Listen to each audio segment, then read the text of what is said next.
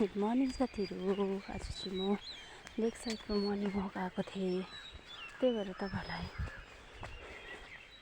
Morning walk गरेर म जाँदाखेरि देखाउँदैछु। मेरो लेक माछाहरू उफ्रिँदैछ। म चाहिँ हेर्नुहोस् यत्रो टाढो आएँ। आज चाहिँ मजा आयो यसरी वक आउँदाखेरि। हेर्नुहोस् है यस्तो रुख चाहिँ, हेर्नुहोस् साथीहरू, माछाहरू उफ्रिँदैछ लेकमा। एकदमै पिसफुल है, यस्तो भइरहेको छ।